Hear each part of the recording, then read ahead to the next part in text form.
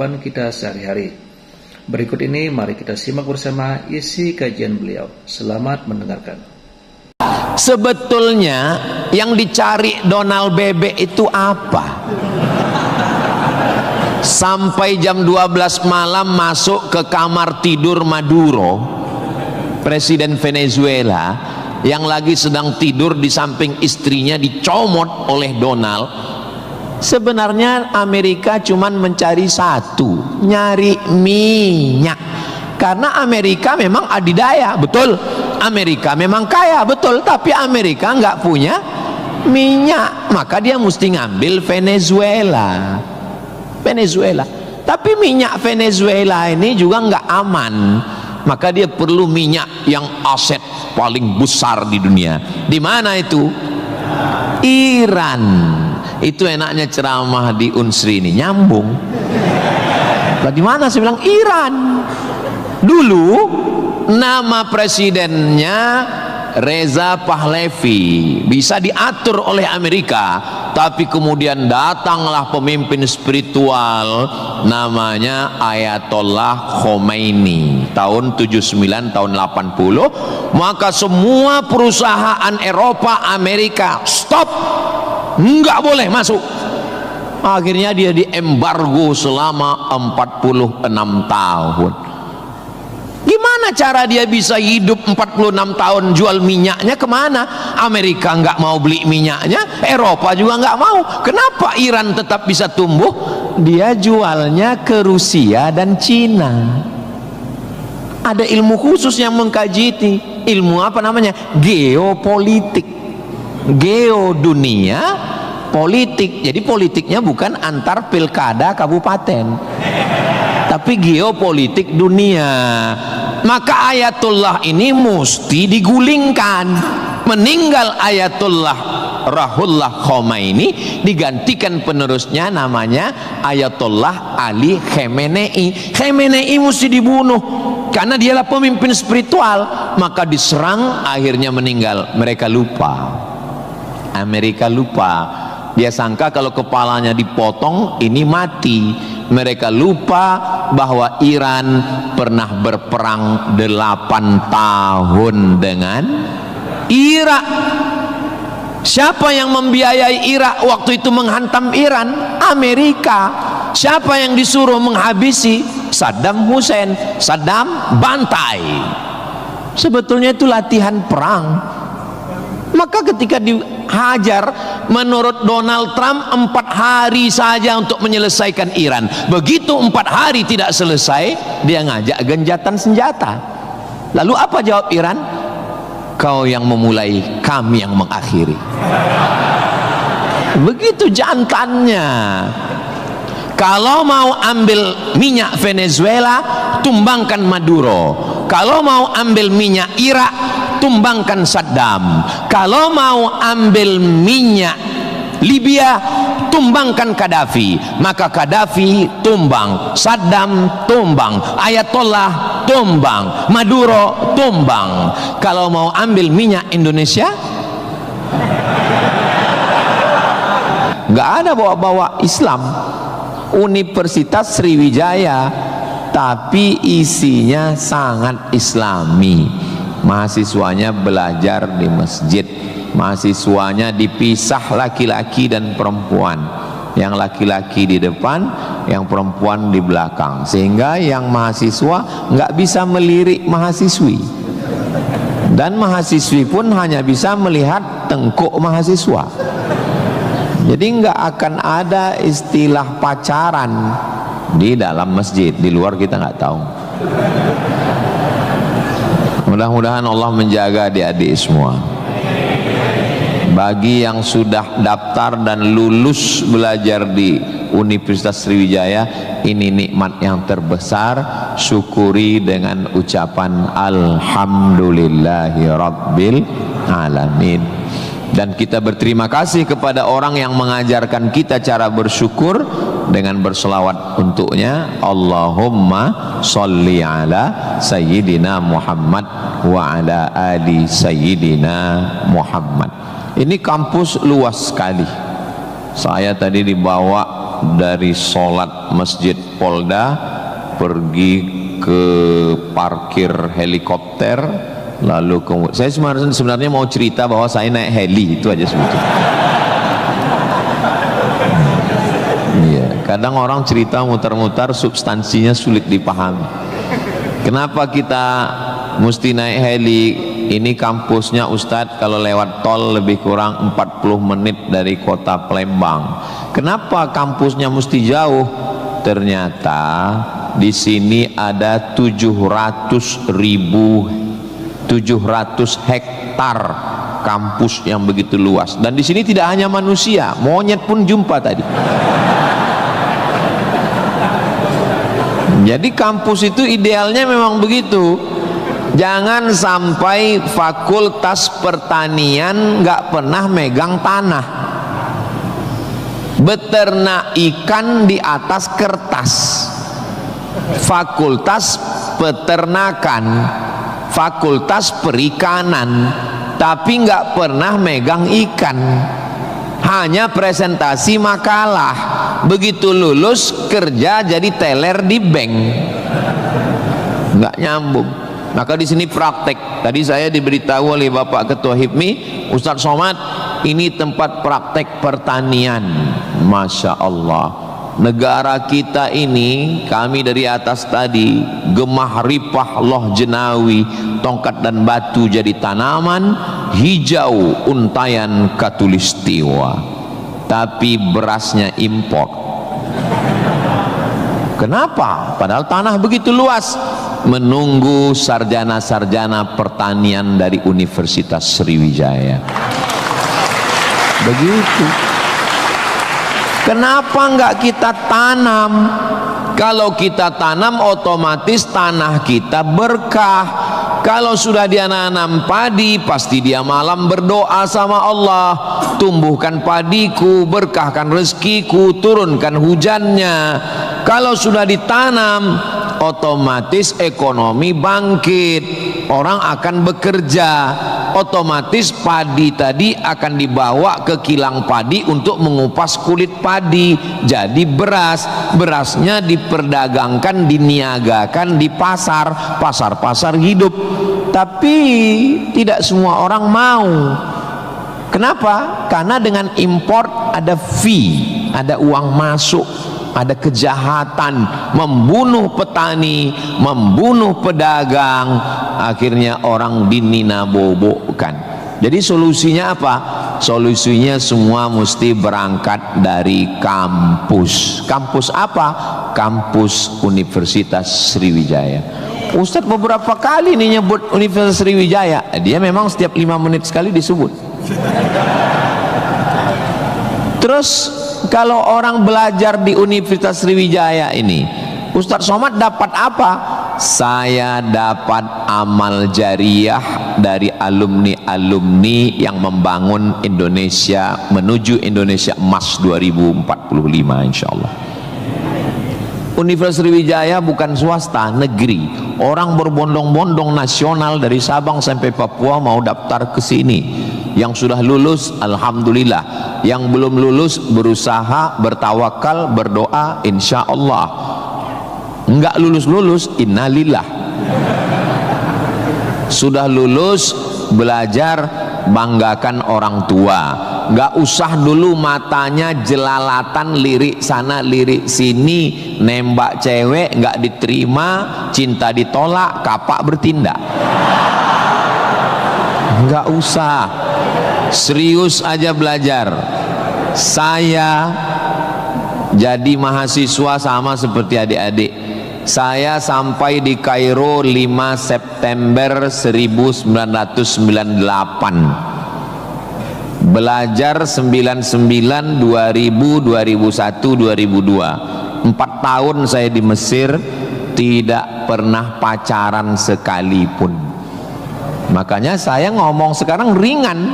Coba kalau saya dulu playboy cap gayung, susah saya ngomong. Jadi apa yang kita rasakan waktu kuliah dulu, ya kita lah ngomongnya cair aja. Adik-adik jangan pacaran, yang penting kualitas belajar, sibuk menyibukkan pikiran untuk belajar. Terus Ustadz dulu nggak pacaran itu gimana ceritanya?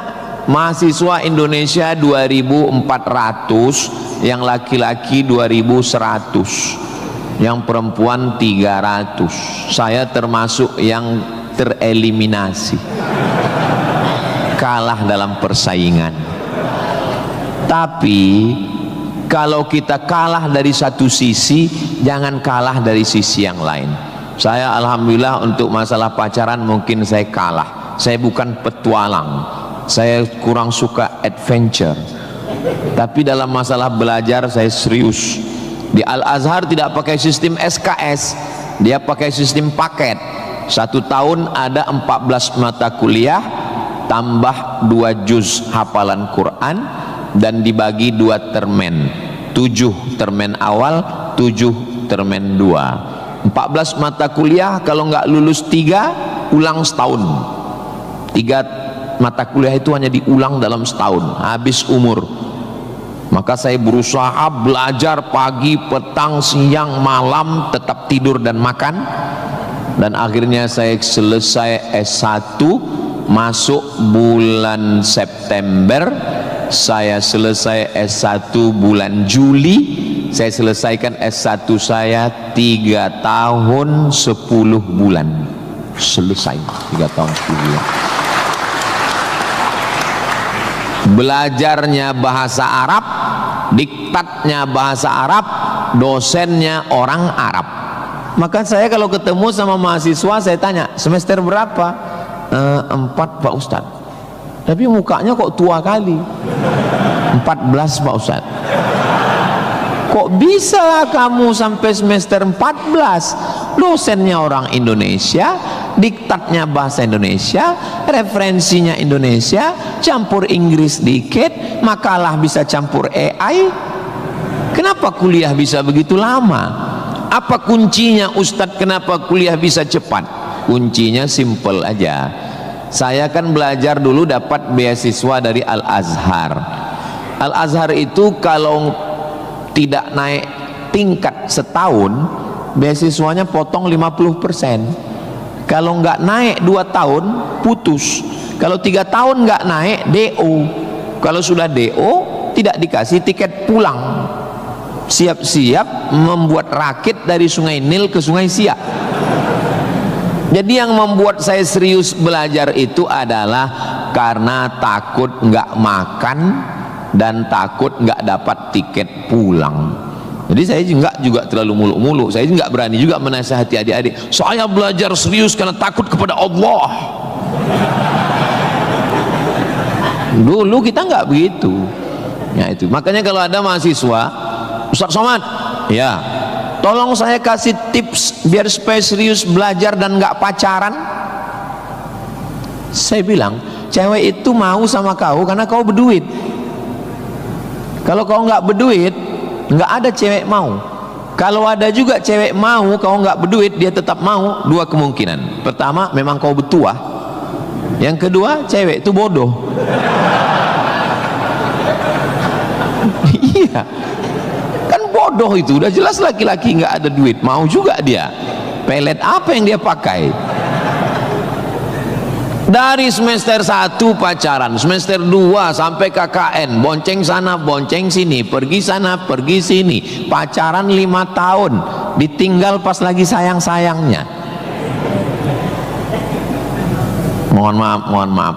Kalau ada mahasiswi yang mau pacaran sampai 5 tahun, itu sama seperti iklan roti, dibuka, dijilat, dicelupin, gak dimakan-makan.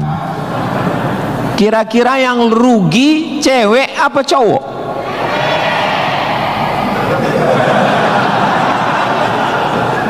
Kalau sudah tahu rugi masih mau pacaran, berarti itu IQ-nya di bawah rata-rata.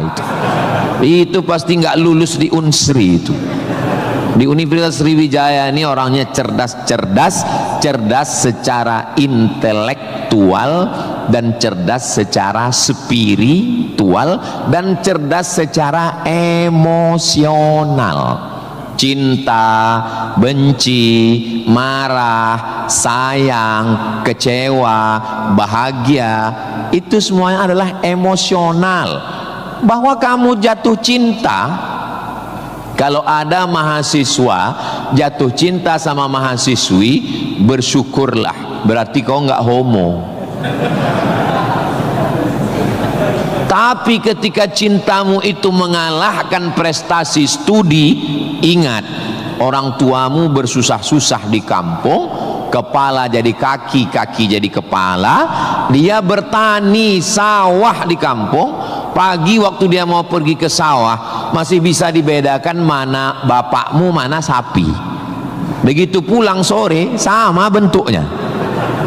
Tiba-tiba kamu di kampus menjadi foto model, menjadi, nggak usahlah diteruskan, menyakitkan hati. Kenapa ceramah Ustaz Somad ini kok menyinggung saya terus ya? Kunci mendengar ceramah Ustaz Somad itu satu, jangan tersinggung. Ada beberapa orang tersinggung, pulang meninggal.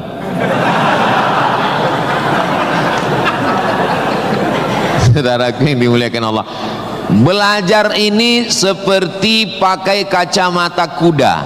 Jadi waktu belajar dulu pakai kacamata kuda, jangan tengok kanan, jangan tengok kiri, fokus ke depan, tentukan arahmu, maka alam semesta akan membantu. Tentukan targetmu, mana last destination, stasiun terakhir yang mau ditarget mana. Setelah itu langkah karena kakimu, karena kau bertuhan, serahkan pada Allah. Bismillahi tawakkaltu ala Allah, la haula wala quwata illa billah. Ustadz dulu cita-citanya apa? Cita-cita saya selesai S1, habis itu saya S2, habis itu saya S3. Setelah saya doktor, saya mau jadi dosen, dan setelah nanti dapat duit, saya mau membahagiakan orang tua. Cita-cita saya nggak banyak, nggak ada cita-cita saya dulu diundang memberikan kuliah umum ke Universitas Sriwijaya, naik helikopter, nggak ada sama sekali, nggak terpikir di kepala saya, nggak ada terlintas. Cita-cita saya simple, singkat aja. Yang penting kuliah S1, S2, S3, habis itu doktor, jadi dosen, pulang ke kampung, ngajar, membahagiakan orang tua. Makanya waktu saya kuliah di Maroko, saya anak pertama, adik saya anak kedua. Kami cuma berdua, adik beradik, saudara kandung laki-laki dua-duanya. Kata adik saya mau nikah. Saya tunggu kamu pulang selesai S2 di Maroko atau gimana? Saya bilang kau nikah aja duluan, karena aku nggak jelas tanggalnya nih kapan. Pulang pun aku belum tentu nikah. Aku masih banyak cita-citaku. Aku masih selesai S2, aku mau S3, aku mau jadi dosen, aku dapat uang, membahagiakan. Kau kalau mau nikah, nikahlah duluan, jangan terhalang karena aku. Alhamdulillah adik saya menikah duluan. Anaknya sekarang sudah gadis, anak perempuan pertama, dan sekarang sudah belajar di Al-Azhar Kairo Mesir. Jadi kita bagi-bagi, kau bahagiakan dengan ibu punya cucu, dan aku membahagiakan dengan kuliahku. Nah, jadi kalau kita mau kuliah, jangan juga kita halangi adik-adik kita yang mau nikah. Nah, jangan sampai kita mau S2, S3, S teler, S cendol, S doger, S bandung, sampai yang di bawah-bawah ini terhalang, terkendala. Nah, tapi insya Allah adik-adik semua sesuai dengan apa spesialisasi kita. Jangan belajar di tempat yang kita nggak minat, nggak suka, akhirnya kita menderita. Kita udah nggak suka bidang ini, tapi karena terpaksa akhirnya menderita, stres, depresi, mati. Apa yang suka? Ini Pak Ustadz, anak saya ini dari kecil memang saya lihat kemana-mana bawa martil Pak Ustadz. Masuk fakultas hukum, jadi hakim konstitusi. Insya Allah. Nggak lulus Pak Ustadz, jadi tukang. Mohon maaf Pak tukang, jangan tersinggung. Karena masjid ini selesai juga karena ada tukang. Anak saya ini kemana-mana bawa jarum suntik Pak Ustadz, fakultas kedokteran, nggak lulus, pecandu narkoba. Nah, jadi kemana arah kita? Ustadz Somad dulu biasanya anak itu dari kecil sudah kelihatan itu bakatnya kemana. Saya tanya sama emak saya, aku mak dulu kecil kemana arahku? Kau dulu, kata emak saya, kalau kusuruh beli gula sama beli minyak ke warung nggak pulang-pulang. Kenapa? Cerita sama orang di warung itu, cerita. Kalau lagi keluar main dulu itu, kalau masuk kelas jam istirahat itu dulu namanya keluar main. Bapak Zul gitu juga? Berarti udah tua. Anak sekarang nggak tahu, sebaya kita berarti sama-sama 28 tahun. Masalah umur ini kan bukan masalah angka, tapi masalah rasa. Saya terus terang, kalau di tempat lain saya ceramah saya merasa tua, tapi di Unsri ini rasa semester 7 ini sekarang. Nah itu, maka saya memang minta itu kepada Ustadz Kemas Ali, tolong kalau saya datang ke Sumatera Selatan 5 unsur mesti tercapai. Saya ada ceramah di kantor, alhamdulillah tadi sudah di kantor polisi. Tolong bawa saya ceramah di tanah lapang, tablik akbar supaya semua masyarakat dapat. Yang ketiga ceramah di masjid supaya ada pengajian yang betul-betul ngaji, biasanya subuh. Yang keempat adalah ceramah di spesialisasi, kadang ceramah di IDI, Ikatan Dokter Indonesia, ceramah di PERADI, Persatuan Advokat Indonesia, kemudian satu lagi di kampus. Kenapa saya minta kampus? Karena kampus ini masa depan. Kalau panti jompo itu masa lalu. Ustaz jangan disebut jompo, kami di sini ada juga yang tua. Saya tidak ada melihat orang tua di sini. Ini hanyalah anak-anak muda yang terjebak di tubuh yang tua. Nah, jadi sebetulnya masalah tua dan muda itu adalah masalah semangat dan perasaan. Kalau semangatnya muda, perasaannya muda, maka disebut dia dengan sumpah pemuda. Padahal yang bersumpah itu orang tua. Tapi karena dia semangat, memang luar biasa Masjid Nabawi Unsri ini. TV-nya 4 di kiri, 4 di kanan. Luar biasa katanya. Kadang kita ceramah di beberapa masjid itu kecil aja TV-nya. Ini sampai 4. Ini menunjukkan anggaran untuk kampus ini memang hebat. Itu luar biasa. Jadi kalau ada orang mengatakan bahwa Sumatera Selatan itu bawahnya itu banyak emas, memang datanglah ke Unsri, memang terbukti atapnya pun emas. Nggak salah itu Pak Ketua HIPMI, memang banyak emas yang perlu digali di Sumatera Selatan ini, dan Unsri sudah mewujudkannya di atas. Siapa yang bisa melakukan bukan eksploitasi, tapi menggali potensi yang ada di alam ini, itu adalah mahasiswa. Inna fi khalqis samawati, dalam penciptaan langit, wal ardi, penciptaan bumi, wakhtilafil laili wan nahari, perputaran siang dan malam, la ayat, itu semua adalah ayat-ayat. Apa yang kau tahu tentang ayat? Ayat kursi Pak Ustaz. Apa yang kau tahu tentang ayat? Ayat Al-Quran Pak Ustaz. Apa yang kau tahu tentang ayat? Ayat-ayat cinta Pak Ustaz. Ayat semesta. Inna fi khalqis samawati, penciptaan langit, dipikirkan dengan akal, muncul ayat, namanya ayat kauniyah, ayat semesta yang dikaji satu fakultas khusus, namanya fakultas bukan astrologi. Yang perlu dipelajari itu astronomi, bukan astrologi. Kalau yang astrologi itu Anda lahir bulan April, bintang Anda Taurus, jangan jatuh cinta dengan Pisces. Karena kalau ikan jatuh cinta dengan kambing, nanti tinggalnya di mana? Buang-buang waktu aja itu, nggak usah dikaji. Tapi ketika berpikir tentang astronomi, tentang ilmu langit, maka umat Islam sudah lama mengkaji itu yang disebut dengan ilmu falak. Ilmu falak itu yang dipakai oleh Badan Lembaga Hisab dan Ru'yah. Hisab artinya perhitungan, menghitung bagaimana tingginya matahari, bulan di atas ufuk.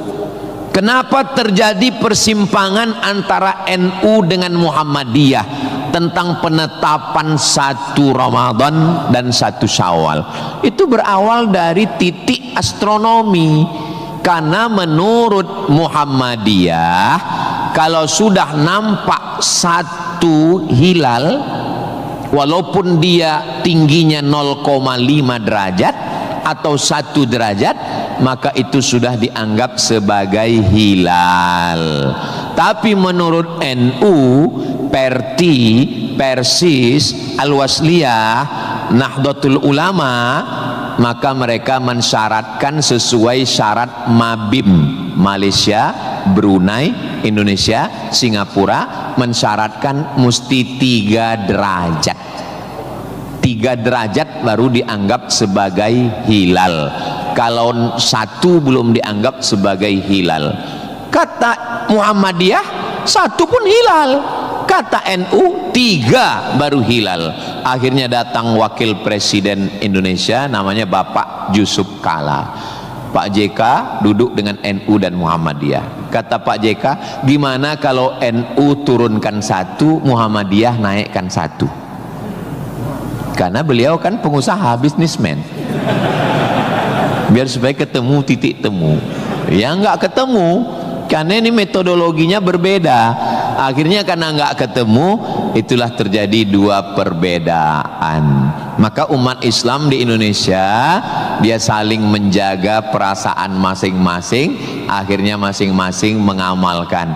Yang 1 dengan 1 derajatnya, dengan 0,2-nya, yang 1. Dan nanti akan terulang lagi pada tanggal 20. Pada tanggal 19 hari Kamis 19 Maret itu nanti satu Indonesia akan mengeluarkan teropong untuk melihat astronomi, apakah nampak anak bulan atau tidak.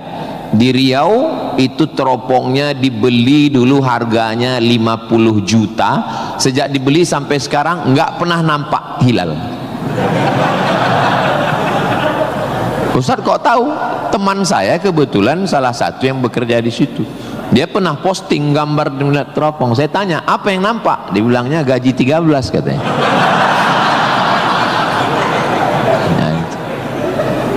Nah, itu hanya bisa diselesaikan oleh astronomi. Ilmunya, orangnya astronom. Inna fi khalqis samawati wal ardi. Bumi, satu fakultas muncul namanya fakultas geologi. Geo bumi, logi ilmu, geologi ilmu bumi. Ternyata di dalam bumi ini ada batu bara. Di dalam bumi Sumatera Selatan ini batu bara. Ustaz tahu dari mana? Tadi waktu kami naik heli tadi. Ini nyebut heli ini 20 menit sekali harus diulang.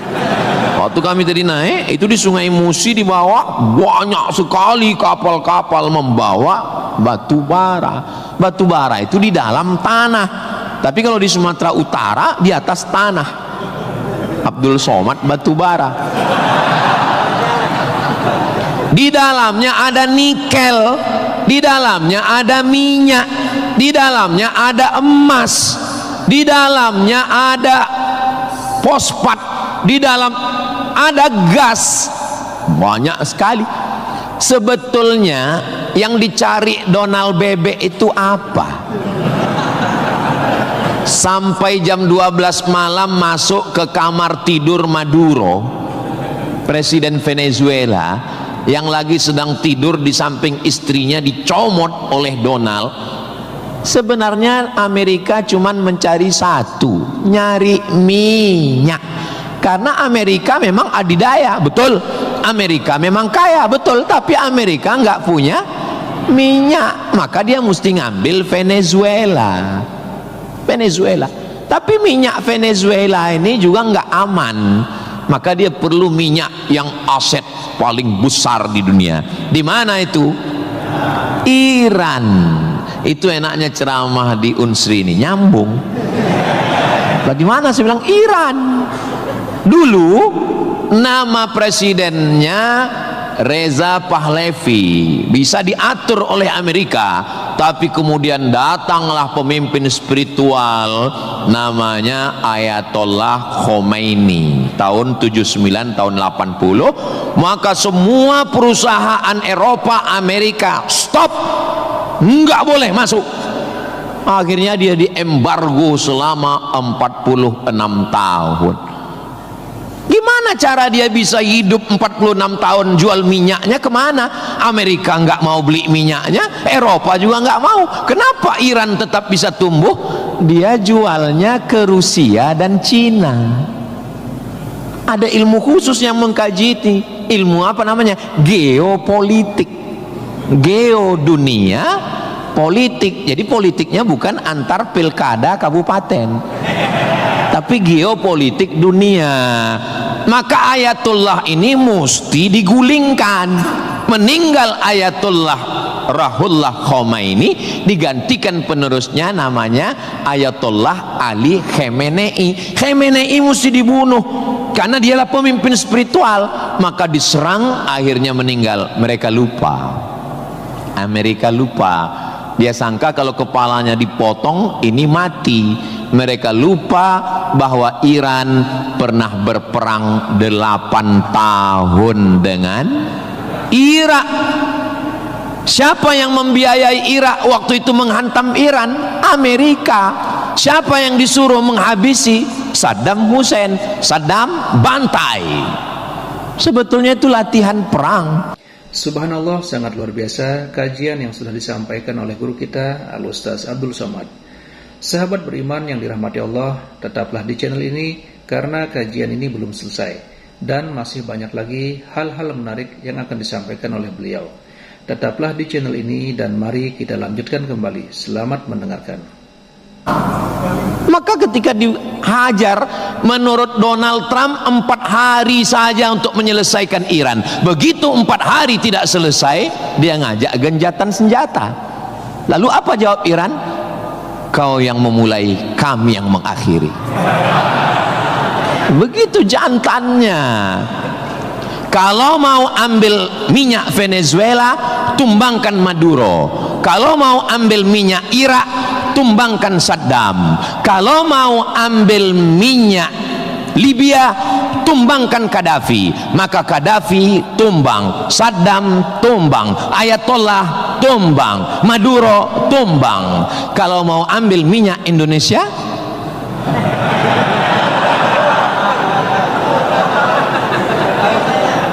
saudaraku yang dimuliakan Allah Subhanahu wa ta'ala, itulah hebatnya. Jadi adik-adik saya ajak 2 SKS kuliah geopolitik. Kenapa untuk mengambil minyak Venezuela mesti ditumbangkan Maduro? Kenapa untuk mengambil minyak Baghdad Saddam mesti ditumbangkan? Kenapa untuk mengambil minyak Libya Gaddafi mesti ditumbangkan? Kenapa Indonesia nggak ada yang ganggu? Karena di Indonesia nggak tumbang pun minyaknya udah dapat. Saudara yang dimuliakan Allah Subhanahu wa ta'ala, sebetulnya dulu nggak tahu adik-adik belajar sejarah gimana, tapi kalau saya dulu belajar sejarah, Belanda datang ke Indonesia ingin mencari rempah-rempah, kayu manis, buah pala, merica, ketumbar. Kita pun waktu itu bingung. Nanya sama guru SD, ya, Belanda kesini naik kapal kayu jauh-jauh dari Amsterdam, 3 bulan naik kapal cuman mau cari rempah. Iya katanya. Sekarang baru kita tahu mereka bukan nyari rempah, nyari minyak. Ini udah di kapling-kaplingnya. Papua emas, Sulawesi nikel. Ada satu pulau namanya Pulau Emas, Swarna Dwipa. Swarna Dwipa artinya pulau emas, nama lain dari Sumatera. Dulu ketika Portugis, ada satu negara namanya Portugal, orangnya namanya Portugis. Portugis dengan Portugal itu sama, cuman beda nama negaranya Portugal, orangnya Portugis. Portugal itu bukan persatuan orang tua gatal. Mereka inilah yang datang untuk mengambil cengkeh ke Tidore dan Ternate, Sumatera, Kalimantan, Sulawesi. Antara Sulawesi dan Papua ada kerajaan kecil Tidore dan Ternate. Tanaman yang mereka cari adalah cengkeh, karena cengkeh hanya tumbuh di Tidore dan Ternate. Ketika mereka ambil bibit cengkeh mau ditanam di Eropa, musim dingin mati.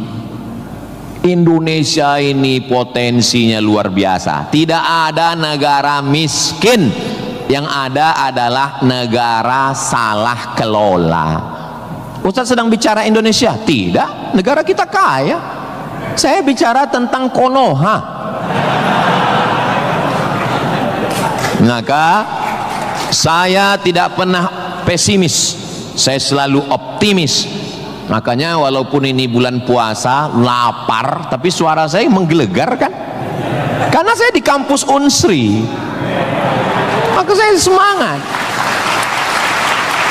Tapi seandainya ceramah siang jam 2 habis khutbah Jumat ini bukan di Unsri, tidak begini isi ceramah saya. Paling saya, marilah kita banyak ingat mati.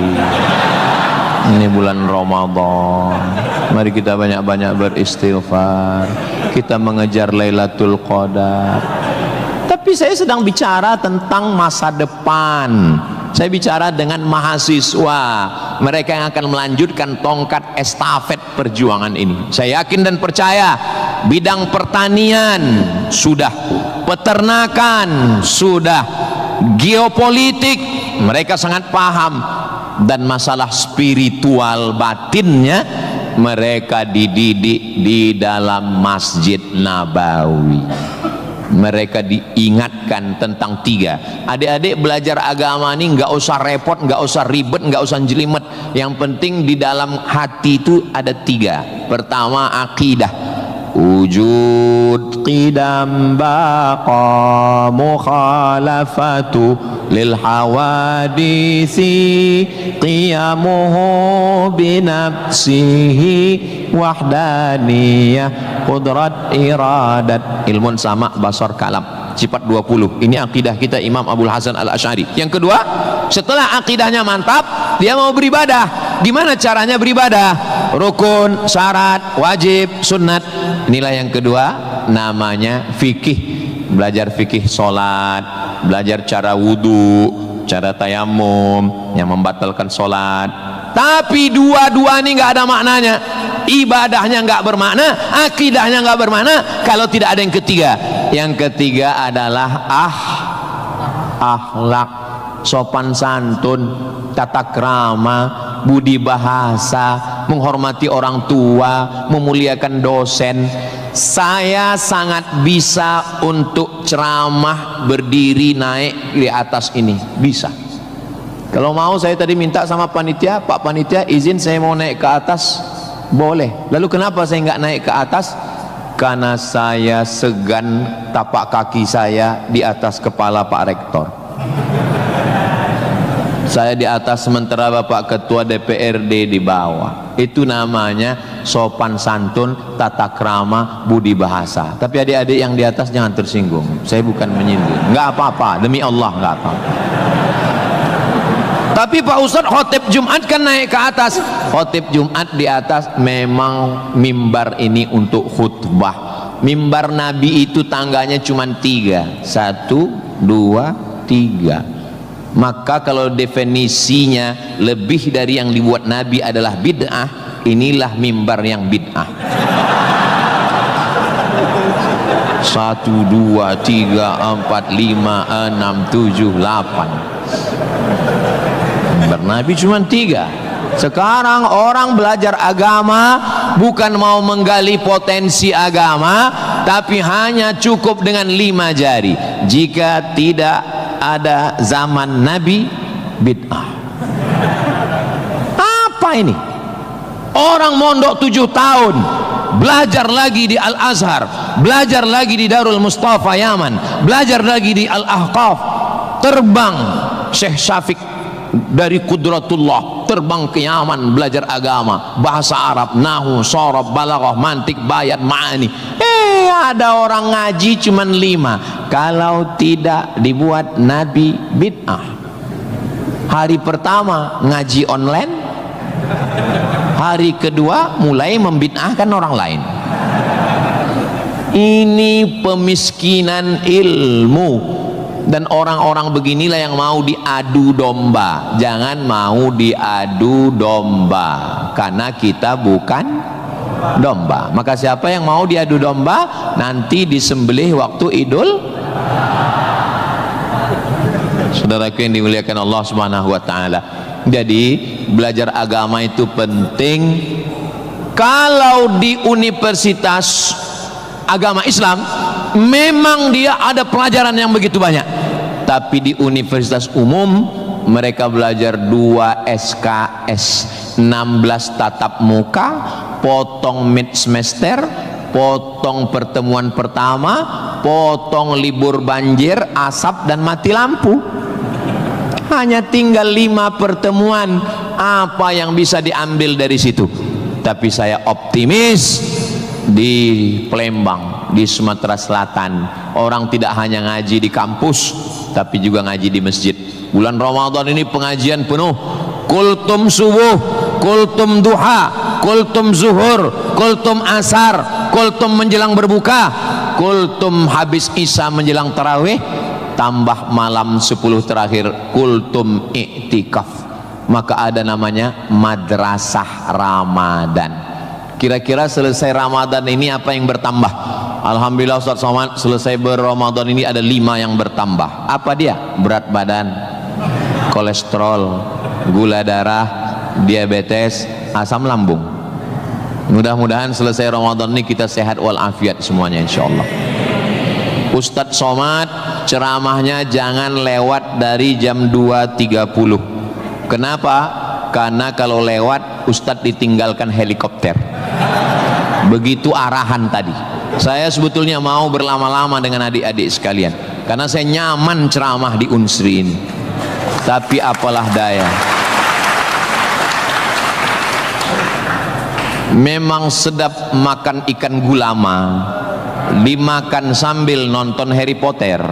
Saya tidak bisa berlama-lama karena takut ditinggalkan helikopter.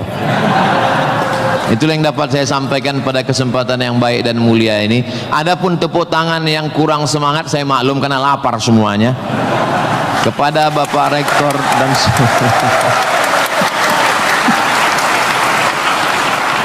maukah Bapak Ibu memaafkan kesilapan dan kekhilapan saya? Di akhir majelis saya tutup dengan satu pantun penutup. Menangkap puyuh di Bukit Selasih. Thank you dan terima kasih. Assalamualaikum warahmatullahi wabarakatuh. Tadi dipesankan Ustaz langsung baca doa, Allahumma ja'al hadhil jami'ata jami'atan mubarakatan fiha. Ya Allah, jadikanlah Universitas Sriwijaya universitas yang penuh dengan keberkahan. Allahumma jazi asatidatina, berikanlah balasan terbaik kepada Bapak Rektor, Wakil Rektor, Dekan, Wakil Dekan, Ketua Jurusan, dosen-dosen kami ya Allah. Sahih ajsadahum, sehatkan badannya, qawi imanahum, kuatkan imannya, wajzi hasanatihim, berikan balasan terbaik untuk guru-guru kami ya Allah. Allahumma hafaz abna'ana wa banatina, adik-adik mahasiswa-mahasiswi kami, jaga hati badan mereka dari fitnah akhir zaman ini ya Allah. Allahumma ij'al hadzal balada baladan amina, jadikanlah Sumatera Selatan Indonesia baldatun thayyibatun wa rabbun ghafur. Allahumma dafa'na al-ghala wal waba wal fahsya wal riba waz zina, selamatkan dari malapetaka, bencana, riba, zina, narkoba, perbuatan keji dan mungkar. Allahumma ansur ikhwanana al-mujahidin al-mustad'afina fi Palestin, tolong saudara kami yang sedang teraniaya di Palestina ya Allah. Rabbana taqabbal minna, terimalah salat kami, puasa kami, qiyamul lail kami, tahajud kami, zikir kami, khataman Quran kami. Wa tammim taqsirana, sempurnakan segala kekurangan kami. Waqtim bis salihati a'malana, tutup umur kami dengan husnul khatimah. Kama jama'tana fi hadzal majlisil mubarak, sebagaimana engkau kumpulkan kami di majelis ilmu di tempat terbaik, di waktu yang baik, dengan ibadah yang baik, kumpulkan kami nanti di surga bersama Nabi Muhammad sallallahu alaihi wasallam. Rabbana atina fid dunya hasanah wa fil akhirati hasanah wa qina adzabannar. Wa sallallahu ala sayyidina Muhammad wa ala alihi wa sahbihi wa sallam, walhamdulillahi rabbil alamin. Taqabbalallahu minkum minna wa minkum taqabbal ya karim. Adik-adik jangan berdiri dulu, duduk. Saya dengan Pak Rektor dengan Civitas Akademika duduk di depan, lalu diambil fotonya dari sini. Soto bukan sembarang soto, soto dimakan di tengah laut, foto bukan sembarang foto, habis foto cepat diupload.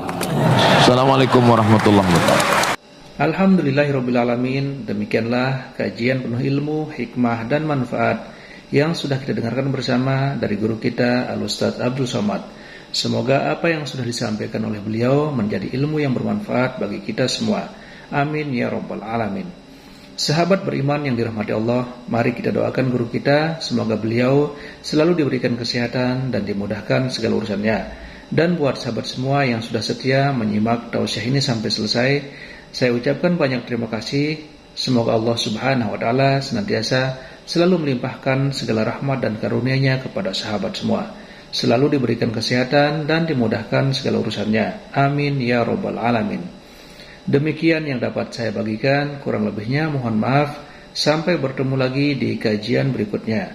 Wabillahi taufik wal hidayah, waridha wal inayah. Wassalamualaikum warahmatullahi wabarakatuh. Setelah kita mendengarkan bersama tausiah yang sangat luar biasa dari guru kita Al-Ustaz Abdul Somad, sekarang mari kita lanjutkan aktivitas kita masing-masing. Sampai bertemu lagi di tausiah berikutnya. Selamat beraktivitas dan sukses selalu. Wassalamualaikum warahmatullahi wabarakatuh. Bismillahirrahmanirrahim. Assalamualaikum warahmatullahi wabarakatuh.